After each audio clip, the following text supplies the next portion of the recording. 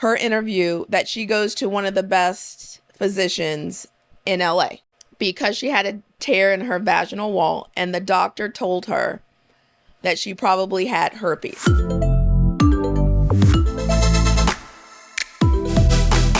Hi everybody, welcome to another episode of Truth and Tonic for Women, where hopefully we make it make sense. So today we're getting into an area that I want to spend time on today, but we will do a follow-up, hopefully a panel discussion about it. But today is your day. We're talking about perimenopause and menopause. Huge subject. Everybody talks about it. Everybody wants to know about it. It affects everybody basically these days, that we know anyway. So we're going to try to make it make sense today. So I'm here today with Tiff. Hi. How you been? Good. What you been doing? Just went back to work. How's that? Well, Explain to me why school starts so early here. Because we get out like the end of May.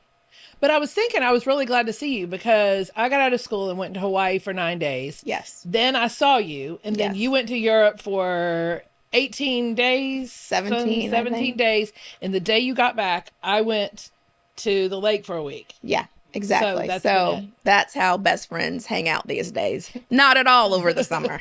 There's no Hilton Head, favorite place in the world. We haven't finished the second part of Firefly Lane. None of the best friend things. So I might have to fire her after this episode. We'll see what happens. Then I'll just stand over there in the window and stalk you. Stalker. We've done that. Didn't we talk about that on an episode? I think we did. We did a little stalking. No, that we go back to school way early. And because I am staff, I'm there a week and 2 days before kids. The kids don't come back till the 5th, which is still early. Do you have to work a full day? Yeah. 5:30 is early. Yeah. Although, since we got back from Europe, I've been up at 5:30. Exercising. No, just because of it's what, a 6-hour difference that we had. So I've been waking up early, trying to get to the gym, doing a little daily devotional because life can get crazy. You guys, I went to Europe, first day in my favorite place in the whole entire world, Italy, and going swimmingly. And I get on a train, the train takes off, and someone throws my bag outside the train with everything in it. I'm talking about underwear, shampoo, you name it, they got it. Awful. Until I realized they didn't really throw it off being mad. Somebody stole it. Yeah, someone stole my bag. And I cried for all of 10 minutes until I figured out that I got a whole entire Italian wardrobe out of this situation. And then her husband cried the rest of the time. She cried 10 minutes. He cried for 17 days. Well, when they give you lemons, people make limoncello. That's what you do. There you go. Okay, let's start off with our card question. Although since Tiffany's never been embarrassed about anything, I still just what? So that funny. Does not surprise me. I should go home and think about that. You should. Follow up. If you were a superhero, what would be your name and 3 superpowers? Oh, you guys, I'm seriously... Y'all are going to be like, there's no comparison, but I'm going with Storm because I think that's the best superhero name ever. So nod to Halle Berry on that. My name would be Storm. But I wouldn't bring the weather. I think my 3 powers would be, I could look straight in your eyes and you would tell me the truth. I'm a big truth person.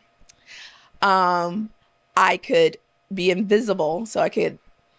Oh, you'd be loving that. Oh my God. It would be so good. You'd be and then loving the third one would be, and it's a toss up between flying and time travel. Like being able to I don't know if it's time travel, but you can just bing. I think it's time travel. And then That'd go be cool. somewhere. I'd rather do that than fly. When your husband says, I'm here, and you bing, and you're right behind him and he's not there. Travel back and forth. So you could go back and see people you want to see. I don't know. That would kind of freak me out. Make me sad. Yeah. Or happy. Yeah. So those, Okay. Oh, I like that question. Okay. Mine says, if you had to give a one sentence tagline for your life, what would it be? So that means one sentence. What makes up a sentence? Does anyone remember? A noun, a verb. I don't think you have to have a verb, do you? For a sentence? Yeah. You have to noun, have verb. But I don't think for a hashtag. Okay, anyway, let's think about this. We're not here for English. A one sentence hashtag, I would say hashtag. I wanted to use my last name because it's held, but I would say hashtag I held it together. I was about to say, you held on this long. Yeah, hashtag I held it together. I like that. That's pretty cool. Okay. So, are you ready to delve into the murky waters? Are you ready? So, I want to start with a little background, and I have my notes, I have my phone, just so everything is clear, because, I want to make it make sense. So, a lot of people lump menopause with everything that's happening, and there's actually a definition for menopause.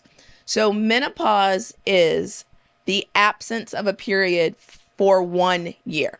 So let's just say you have a period June 17th and you don't have, that's my birthday. I know, another period again.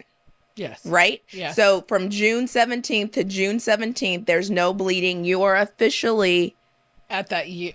At that year mark on June 18th, you are in menopause. Yes. Everything before that is perimenopause. Now, the outlier is people in their 30s can go through something called early perimenopause, which means they're having symptoms, signs and symptoms of perimenopause/menopause. But on a whole, perimenopause is usually anywhere as early as 40 and as late as 60. Let me just make sure. Early, yeah. Well, okay. No, I take that back. The average age of menopause is as early as 40 and can last to 60. Perimenopause usually starts in your 40s, but can go to 50 depending on when you stop your period. Right. Does that make sense? I think perimenopause is really just about kind of like your body getting ready to go into menopause. But menopause actually, like you said, starts or is menopause 1 year after your last period. Your last period. Most women have their period up until they're 50, 51. Most, but not all. No, not all. I mean, there's a lot of different reasons. And that also means that you could have one period a year. You're still not in menopause. Just so we're clear. Right. So 2 periods a year, 1 in a year. No, you're still not there. So the reason that women go through perimenopausal symptoms, menopause, is because on average, women have between 200,000 to 400,000 follicles. Follicles are immature eggs. And we need estrogen and progesterone to make all of those things work. So ovaries, estrogen, progesterone. Perimenopausal symptoms happen because your ovaries stop producing eggs. Yeah. Slowly over time. And once you stop producing that last egg is when you stop having a menstrual period and you're in menopause. Something I read last night said they kind of start shrinking. Yes. Was a word. Yes. So I just want to make sure everybody knows this. So the symptoms that people start to have is because your ovaries start to produce less estrogen and progesterones, or they're all over the place. So symptoms that people don't know that they're having, especially if they're in early 35-ish, 30, 35-ish, but 40s, you know, you're doing your thing and you're thinking, why can't I exercise at the same capacity that I used to? Why is my hair thinning? Why is my hair coming out in clumps or shedding? Why am I having hot flashes in the middle of the night? Why is everybody on my freaking nerves right now? Why are my jeans tight? Why are my boobs big? Yeah. Why am I not interested in my husband sexually? Like, I would rather be watching a movie. These are all perimenopausal symptoms. And it's a lot of them. But aren't they also menopause symptoms? Yes, they are. But what I'm saying... Are they like on a smaller scale or less frequent? Or like, so how would you... It just depends. You like, would know that it wasn't menopause. Well, what happens is you're in your 40s and you're doing something outside, or you're sleeping one night and you wake up in a full sweat. Now, that might not happen again for another month. It might happen the next day, but these are the symptoms. Usually when you get to menopause, pretty much you don't want to be around the male parts because they're getting on your nerves. You cannot sleep through the night. You wake up, can't go back to sleep. And jeans, you might as well just throw them away because they're uncomfortable. I almost put on jeans today and I'm like, nope. And the other thing that I wanted to talk about, because I don't think that people realize this. If you are one of those people who have had a hysterectomy or a partial hysterectomy, depending on what your partial was, they remove an oophorectomy, which is removing your ovaries. You go through menopause. You go through the symptoms a little bit differently. I don't think that you have as many hot flashes, but certainly the hair thinning, the weight gain, your breasts are huge. Like, I mean, you name it. It's still there. It's just not as obvious. But you still go through it because you're not producing those same hormones that you were when you were fertile. Well, so I had an oophorectomy. Which is just removal of the ovaries. Yes, yeah. But there's another word, because I had my fallopian tube removed. Also, there's another word that goes in front of it. It starts with an S. Yeah. Something oophorectomy. Salpingo something. I can't yeah. I have to see Most it to pronounce it. Most of the time when they do an oophorectomy, they'll remove your fallopian tubes also, because why? You don't need them anymore. So when I had that at the age of 41, they put me on a hormone patch. Mm-hmm. And because my doctor said, you're going to go to sleep and you have your ovaries, you're going to wake up in menopause. Yes. When you wake up, you're in menopause. And that's because you have no ovaries, and ovaries produce your estrogen and your progesterone. So they give you the patch or whatever they give you. And I had that prescription for several years because I was young. And because I had that prescription, they could lower the dose. So if you were to ask me, did I feel like I was going through menopause, I would tell you that the only effect that I would put in my category would be the weight gain. Mm-hmm. And where it is and how much more difficult it is to get it off. Right. But I can't attribute all of my weight gain to that, because when you get older, it's just harder to, your body just doesn't want you. Well, I think that's, and I think that we touched on this on another episode. You need muscle mass to burn fat. So a lot of women thinking that lifting weights will get you bulky, don't do weight training. And in your 40s, it is essential that you go pick up weights. It helps you in so many ways, not just losing weight, but to maintain your muscle mass. Because another thing that happens when you're in perimenopause through menopause is that your fat cells change. The way that your body hangs on your They said your skin that's why your skin starts to thin, and it thins. You know, all of the body compositions.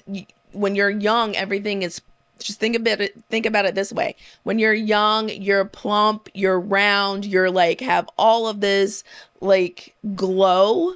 Perimenopause is none of those things are there anymore. So your face sags, your boobs sag, they touch the ground. And it's not about your skin. When you say everything. Plump, it's not about being overweight. It's your skin. It's like your skin is it's plump. What's in your skin. For collagen, all the things. So perimenopause is a very difficult thing, especially when you don't know what's happening. So one of the reasons why I wanted to do this episode, and especially why I want to do a panel about it, is because everybody asked about it. So my sister called the other day and said, when am I going to be done with these menopausal symptoms? And then I had to explain to her, you're not in menopause, you're in perimenopause. So there is a difference. But people come up and they're like, hey, have you ever gone through this? Do you go through this? Like and you know, we're trying to be family friendly here. So there's, I'm going to try to say things in a diplomatic way and not say them the way that I would usually say them. I had someone ask me if I was going to do a show on menopause, because she didn't want her husband to cheat on her because she has no interest in sex whatsoever. And she said, and it's been going on for at least 5 years. You guys, the span of time that you can be in menopause is anywhere from 6 months to 14 years. 14 years. Sucks so bad. And as my husband's cousin likes to call it, men on pause. That's what it is. Men on pause.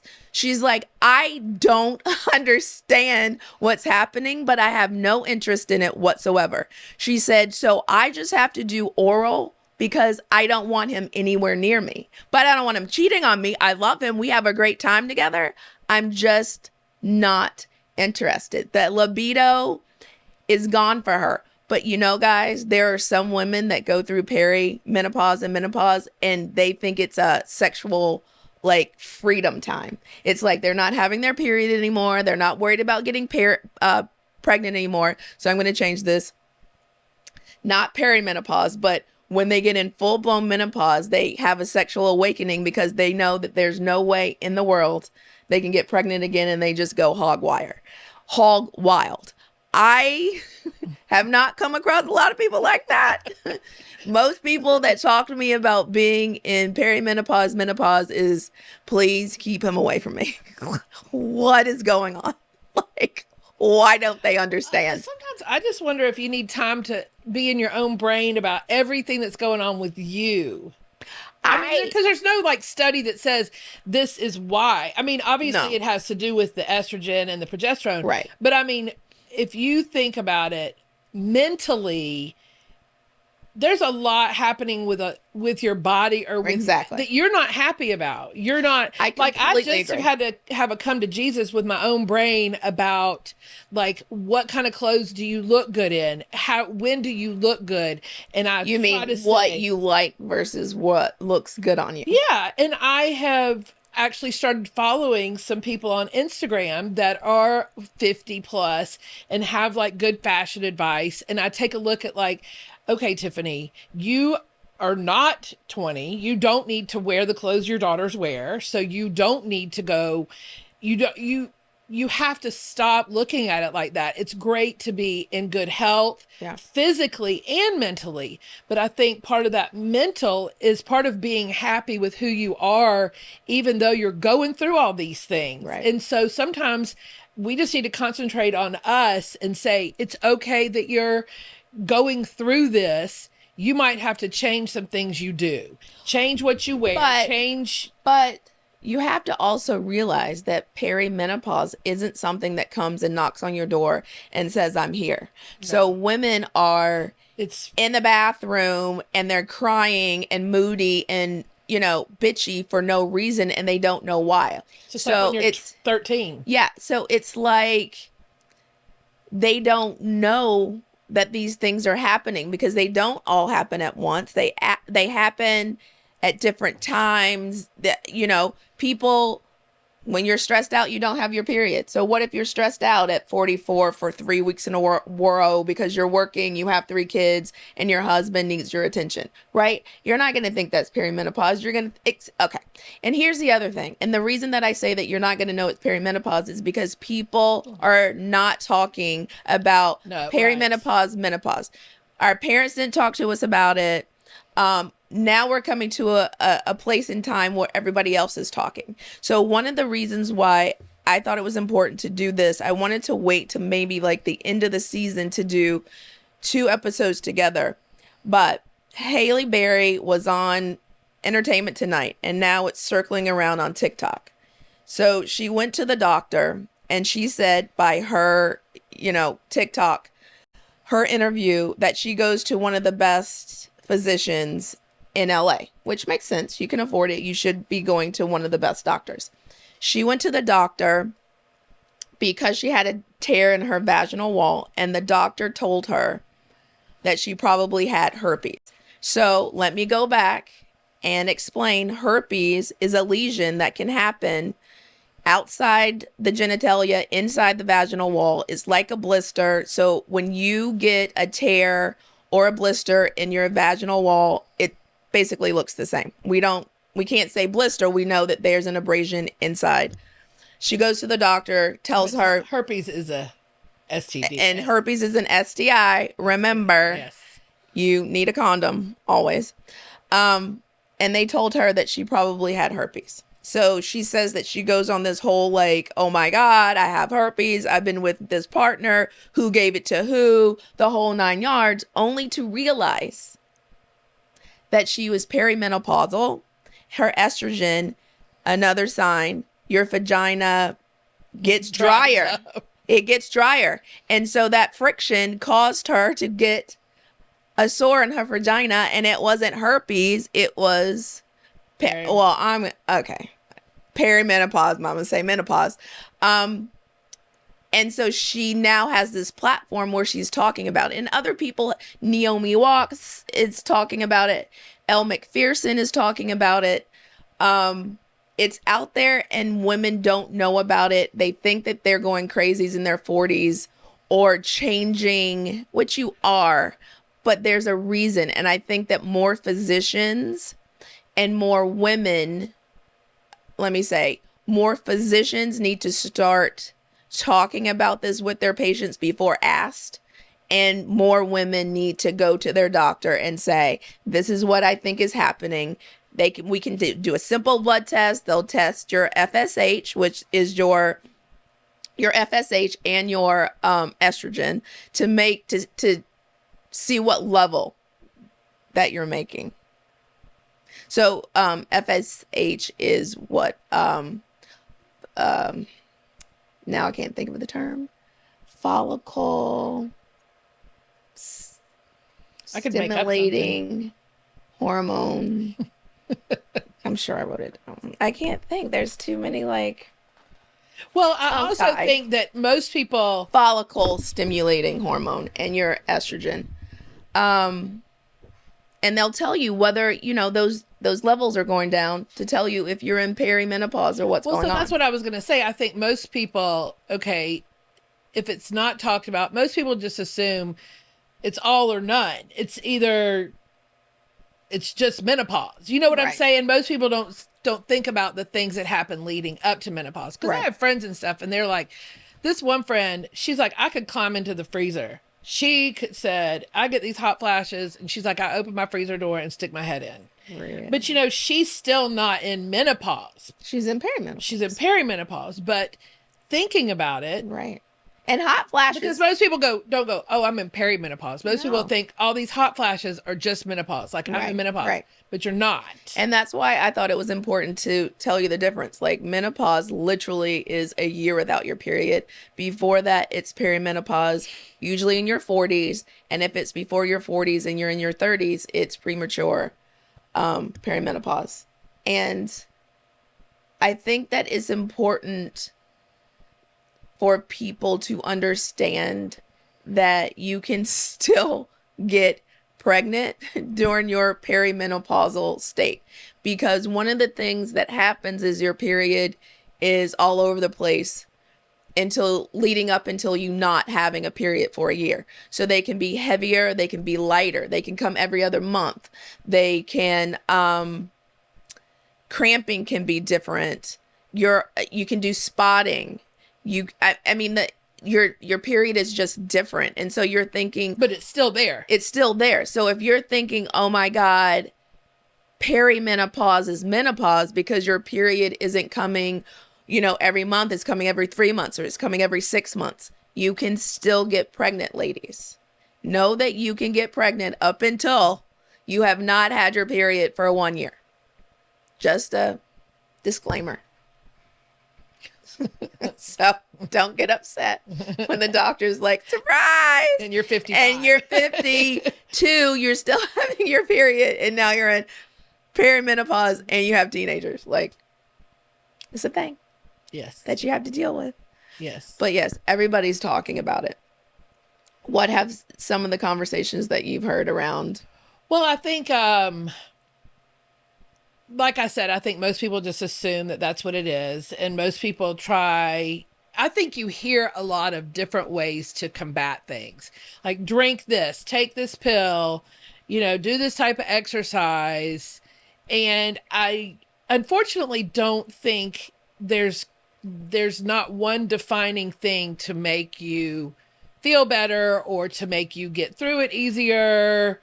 Well, I mean, I think that there's some things you can do. I mean, exercise. No, is huge. Exercise is huge. There's a lot of food there's a lot of foods that have will help increase caffeine.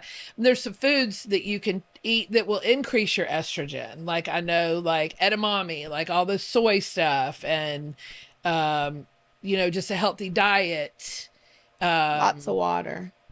And I think it's important to do the exercise. I'm terrible about it. I don't mind it once I get there. And I know when I'm sitting here that I should be like, okay, we're going to go to the gym afterwards. Even if we walk on the treadmill for 45 minutes, it's better than doing nothing. Right. Or even if we sit at home and lift weights. But I think one thing that I would hope everybody would take to heart is to realize the changes. They're normal. Do your research and help yourself, but also learn to be happy with who you are and what you've come out with. Like, the weight gain is crappy. It's really crappy, and not being able to do the stuff that you could do before. even 3 years ago. It's different. Like, I used to be able to go and work in the yard all day and come in and take a shower and go out to dinner. Well, now I work in the yard half a day, and I'm like, oh yeah, I'm done. And, or, just doing the things that I used to do sometimes takes twice as long. Yeah. And, but I've had to say, it's okay. It's not a big deal.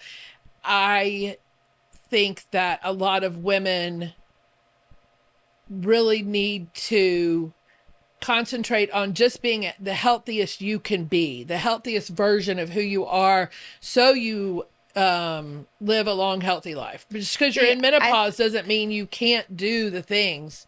No, not at all. But the other know your limitations. The other thing that I think women need to do is realize, because we're having this conversation right now because so many people don't know what they're going through until, you don't have a period for a year. But as I said, this can go on for 14 years, different things at different times. What you need to realize is that this is going on, and you need to have, those of you who are in marriages, you need to have a frank conversation with your significant other, or, long-term relationships. I'm going through this. This is why when you come in and, you just look at me the wrong way, I literally cuss you out. Or you want to cuddle in bed and I want to kill you because you're hot, I'm hot, get away from me. Right. And most importantly, sex is not up there on my thing anymore because I don't know why. Be honest, have a conversation. Like, I really don't know why. Yeah. It is what it is.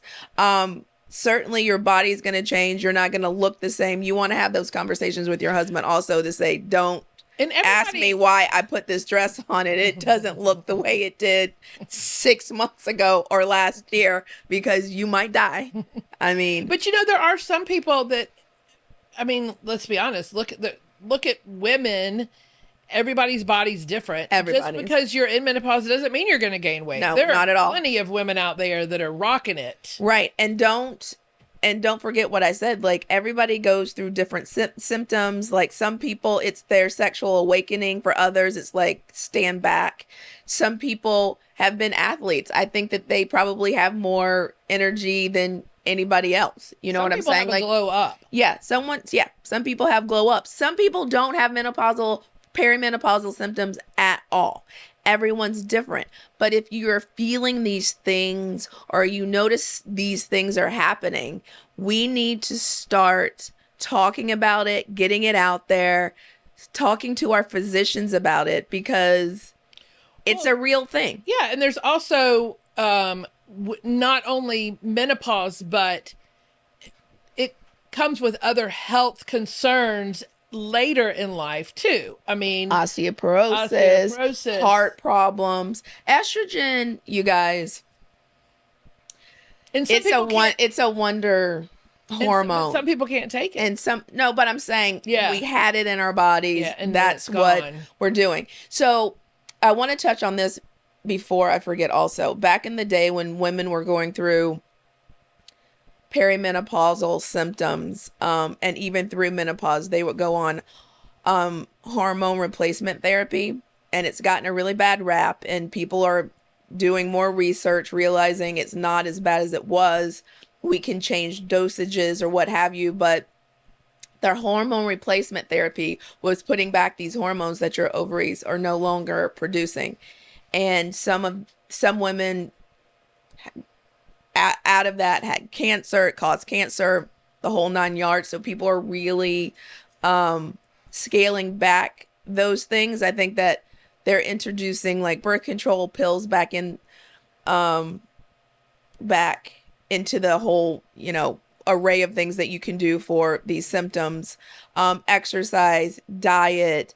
Now you can get pellets, which are hormones that they are in little pellets, then we place under the skin, so it kind of releases slowly, so you're not a stark raving lunatic like some people are. I have no estrogen, and now you have like an overload. No. Like, what?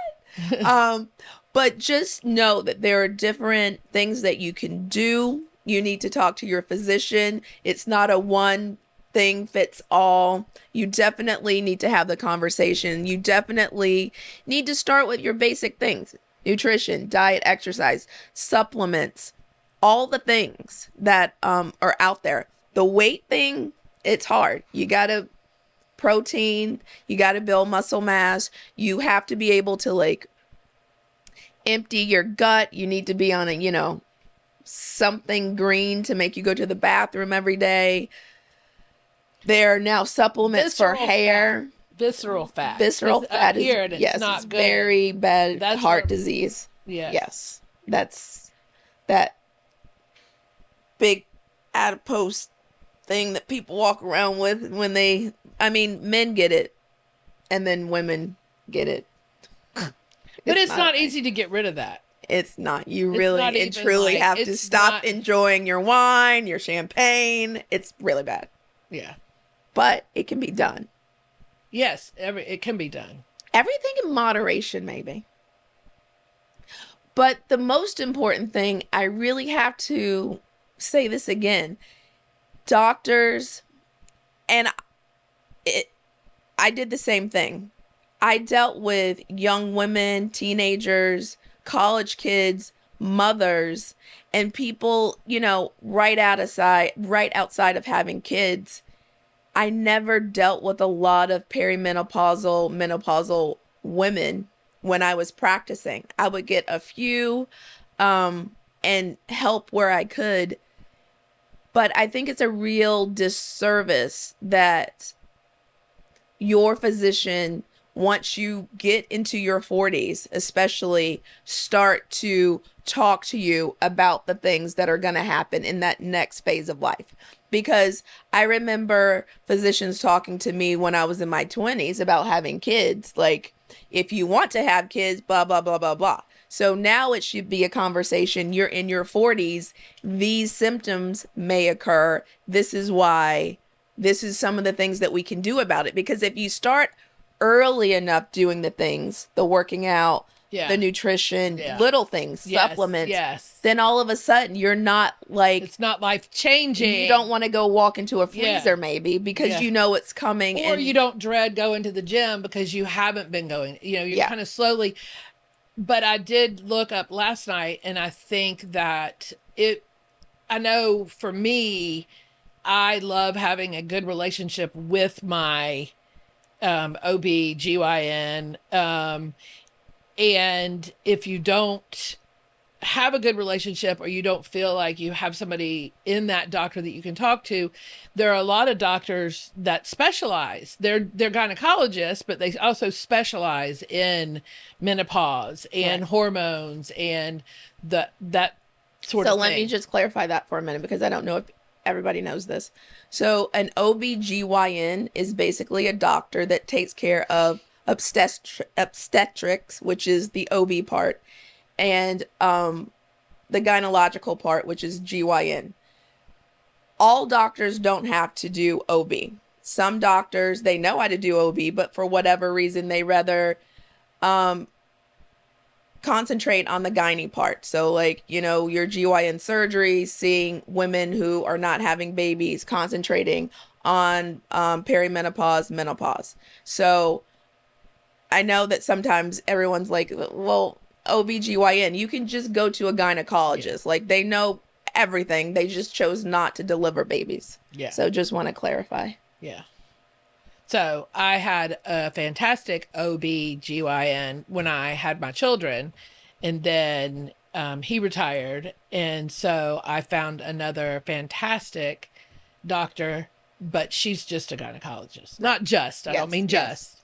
She doesn't deliver babies currently. Yes. She is a gynecologist. So, I mean, you can always step out of your little comfort zone and find a doctor that will help you if your current one's not. Because the conversation is so important, because it has so many like outreaching and I think you have to feel okay talking to them. Yes. And you also have to feel like they know what they're talking about. Exactly. And not everybody, like I just said, not everybody does.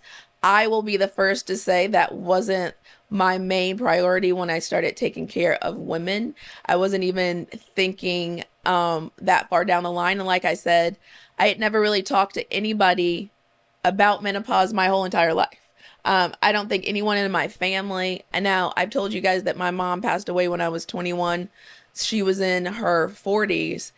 I still never heard anything from her. My aunts, never heard my grandmother. We had a very close-knit family. No one ever talked about it. Like, no. I literally didn't even think about it. And it was maybe a blip in the things that we had to learn when, you know, we're learning midwifery to take care of women having babies. Certainly we touched upon it, especially the hormone replacement aspect of it, but it wasn't something that we literally should be going to continue in education classes to learn about, figure out what are the new, I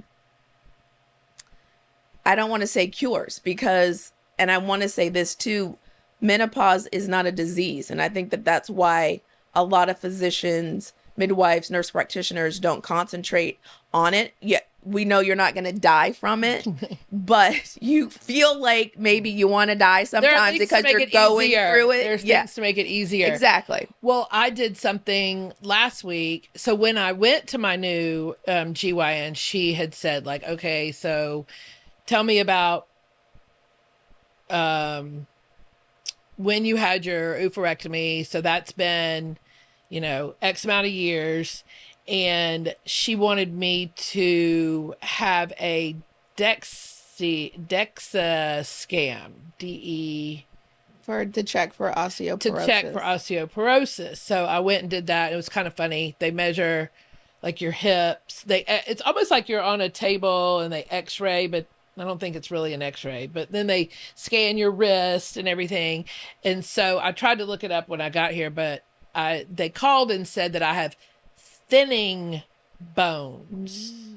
So I have to follow up with my regular doctor. I'm assuming she's going to say you need to take calcium every day, right? Because I'm probably not great about that. I mean, I take certain vitamins. I was telling Tiffany this too when she was telling me this earlier. Also, the 3 major checkoffs for osteoporosis: white women, Diet Coke, and not exercising. Weight. Look, training. You might as well just focus the camera right here, because that's what it is. But that's okay. I'm changing my ways. The poster child from osteoporosis. I'm the poster child for osteoporosis. So we have it. There we have it. I'm still pretty fit, but I might get my butt back to the gym a little bit more after hearing that. Maybe have some extra calcium. Drink that milk. I know. They go, how many servings of calcium do you have a day? And I'm like, do you count the cheese on my pizza? I mean, hey, it has calcium. Broccoli has calcium. Yes, but so I have been reading about health. Yeah. But it was interesting because I had always heard about it and I never really thought about it. And so she said, why don't you go do this? And I said, okay, I'll go do it, which I'm glad I did. But I've never seen the test. But I mean, I know about it, but a lot of years for me not to have estrogen. Yeah. So. And now there's like synthetic forms of estrogen. Like there's so many different things, which is, believe me when I say we're going to do another episode. We're going to have a panel. I'm going to bring some doctors on so we can discuss. Because I'm at this point, I'm actually curious the differences in perimenopause, menopause, if there are, between white women, black women, Spanish women, Asian women. Like, I wonder, is there a difference? Because fundamentally, like, Asian culture is very into like movement and like exercise, and their diet's different. Like, I wonder if there's like, well, probably symptoms. Too, risks too, because, correct me if I'm wrong, I think like black women have a higher risk for heart disease. So women in general also. Well, women in general, yeah. So there might be something where that might be important to know, you're more at risk for this. So maybe when you're younger, that's really why you need to start walking more or eating less of this. Not only would it help your menopause, but overall, because I wonder, as women, do we really know what we are at higher risk for, being our ethnicity? Ethnicity. Yes. I don't have my today. And like I said, we're not here for English. But I think that's might be a cool show when we talk about. When we go to school, we have to learn who's at higher risk for everything. I mean, apparently, black women are higher risk for everything in the world, except for wrinkles. Well, except for wrinkles. Well, Asian women are like that. Oh too, yeah, Asian women are. We age well. An interesting show to do. Maybe we could research the different. I mean, I don't want you to get all jealous and everything. Well, don't worry, because you'll still be right beside me. Younger, but we'll look better doing it. I don't know. Look, like, you'll still be right beside me when we're 80. They might know I'm 80. They might think that you're cat ladies sitting out there. Like, they might think you're 70, but I don't even like cats. Listen, I'll know how old you are. Well, take it to the crib. Take it to the crib. I know exactly how old you are. Take it to the crib. And I take that back. I like cats. I would just never have one because you're allergic. Oh, you are allergic. I am very allergic. I was here with my dog. You guys will see my dog at some point. He's a golden doodle, and he laid on me for like 2 hours yesterday, and he gets up and I have like a rash down my arm. And he's like, hypoallergenic, supposedly. So I'm allergic to those creatures. I wonder if that was something that he was bathed with. Probably. I thought that too after I was done. But sometimes because you're around my dogs and they're both hypoallergenic too. But sometimes I am with him and he hasn't had a bath in like 3 weeks, and I just can't get too much of it. That's just you. Probably. Just you. I'm gonna say that probably is me. But it's like we get a dog and my husband's like, "Are you gonna walk Luca?" And I'm like, "Wait, what? We have to walk?" No, that wasn't part of the plan. Like, I just wanted a cute dog. I'm not walking. He's here for the Christmas cards. I'm supposed to go out in the rain and the heat and cold. Nope, can't help you out. That's why, ladies, when he says he's going out of town, I secretively get like very like, really? What can I do? I can like have the whole bed to myself, and then I think, well, when are you coming back? Because now I have to feed the dog and walk the dog. It's bad. I know.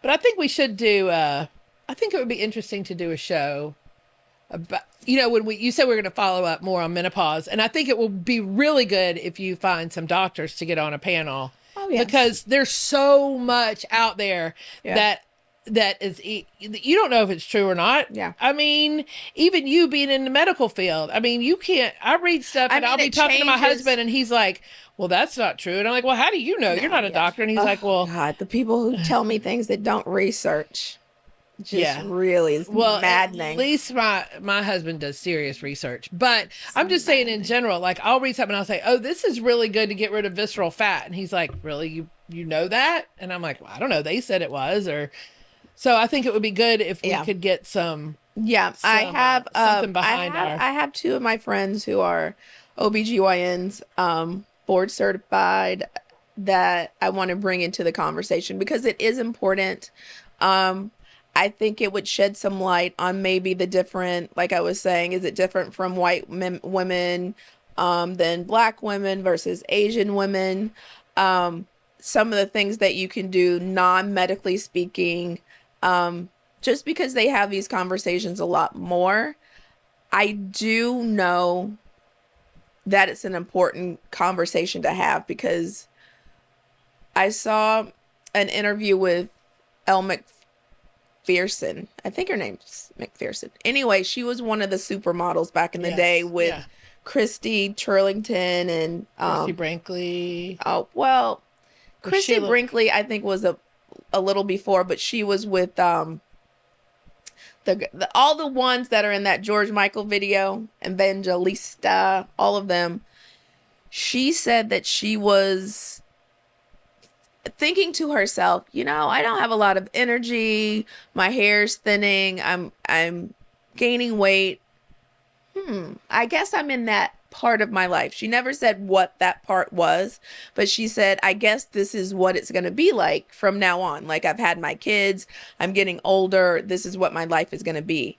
And she started having conversations with her doctor. Not that her doctor approached her, but she had to go to her doctor and say, this is going on. And they had the conversation.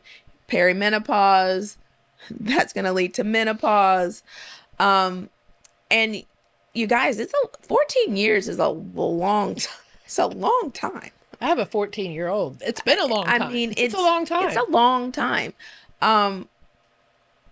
So I'm glad that it's getting talked about a lot more. Like I said, a lot of women now, famous women, and I think that that's the way that it gets traction, since they're in that time of their life. They're realizing it, they're talking about it, they have a platform. Well, it's about our age. I think some of those women are probably a little bit younger, 50, a little bit older. 40s, 50s, but remember, menopause can last. That's what I'm saying, but I think there are some women that had a big voice back or a big presence back then. I don't think that people talked about it until now. No, I meant like presence, like they were famous. Oh, like yeah. When they were becoming famous, they're outspoken, they're very strong women. Yeah. And so now they're in that time, that part of their life, right? They're speaking out.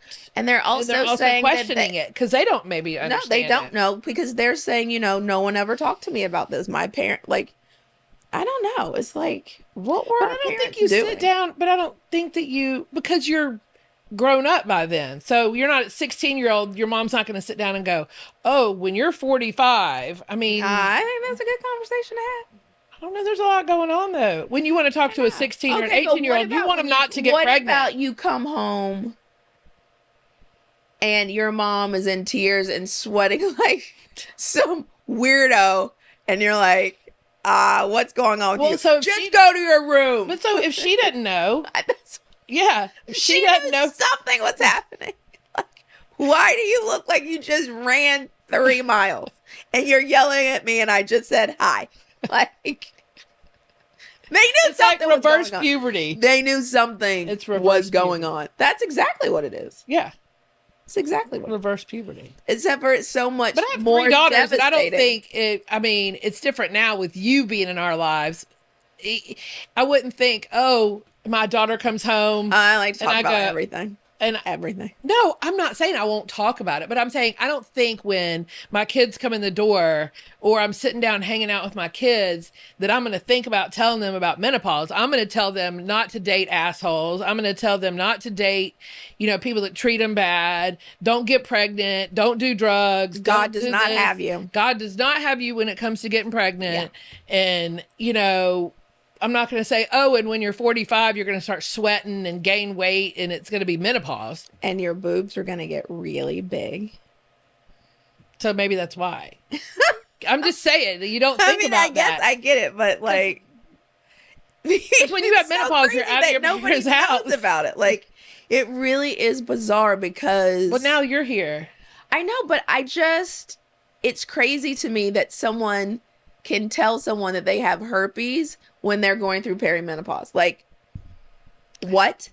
That's insanity. Well, that's an assumption. Like and that's a really one of the best doctors. It's like, that's how non-existent existing the conversation is around perimenopause and menopause. But I would think that, I mean, I would hope that maybe he said it could be this. And no, she said you have herpes. Well, see, because then I don't think that he's one of the best doctors. Well, I mean, you see a lesion in a vagina, that's what we're going with. Like, I'm going to be honest. We will do a culture because it is an open sore. And then that's probably when he was like, no, you don't have it. Well, I did your levels. Yeah. But at that moment when he examined her, that was on the table. We're going to, because we're putting menopause and STIs in the same little. If you come to me and you say, this is happening, and I tell you, you have a sore down there, what are you going to ask me? What do you think it is? It is. I think it is this. Exactly. But come on. I mean, what if she was crazy and she went home and like killed her husband? I mean, that could happen. You got to be careful what you diagnose. Well, you do. Well, I'm hopefully, he said. Or what you say. Probably but not sure, or maybe. I guess her point being, people don't talk about it enough to really know that. Exactly. People don't talk about it at all. Or what falls in that category, or what could come of it. Right. So, I guess in closing about this conversation, all important conversation that we're going to have a follow-up on. Like I said, more than one probably. Yes, probably is going to need more than one, but we're going to have a panel. I want different people, like I said, some physicians. Hopefully by that time we can get some call-ins as well. But I wanted to put it out there so you don't think that you're alone, first of all.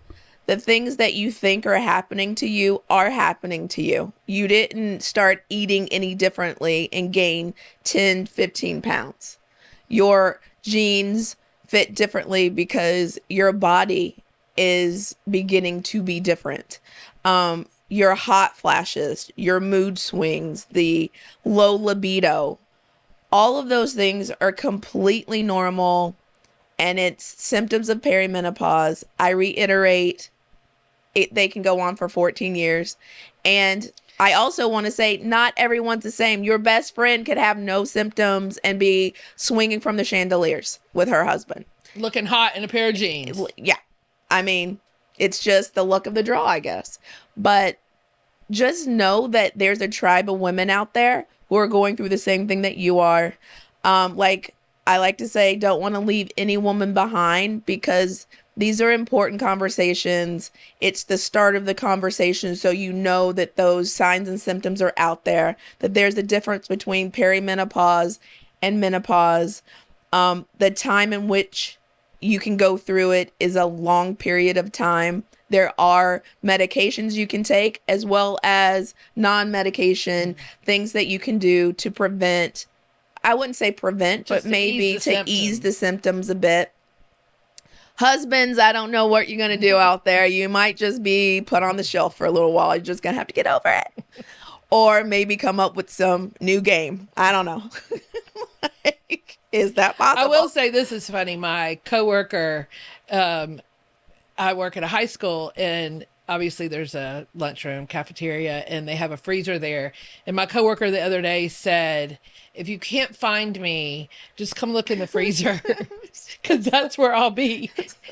And we were up there helping somebody, and that was why it came up. And the lady who runs the cafeteria said, well, let me show you how to get out in case you get locked in. Oh my gosh, see, now that would freak me out. But she was like, it feels so good in there. And I've heard people like that. I have friends who go to bed with like a cup of water that's more ice than water. So when they wake up in the middle of the night, they like chug the water and it kind of cools them off. Sleeping nude, fan, ice packs. They make that sheet and that fan that hooks to the side of your bed that puts the cold air under the sheet. Oh, see. And I know that they have like bamboo pillows and sheets and cooling blankets, all those things. I mean, they all help you. I don't think that anything's going to help with those mood swings, especially when you're dealing with the day-to-day from maybe work. A glass of wine. But you know, if you have too many glasses of wine, then you're going to just get, yeah. So I don't know. It's a crazy cycle, women out there. Sorry. But I hope that we were able to shed some light on it. Start a conversation. Please check in with us. Keep watching. Send us some questions. Let us know if you're interested in being on the show, calling into the show. Tell us your story. Write about it. Talk about it. Make it make sense. And above all, make it make sense. Okay, guys, we'll see you next time. Have a good day. Happy summer. Well, school's back in, so really have a nice summer with your kids at school. Bye, everybody. Thank you for watching Truth and Tonic for Women. If you have any questions, leave a comment and let us know. Also, follow us on social media to interact with the community. Like, comment, subscribe. I'll see you in the next video.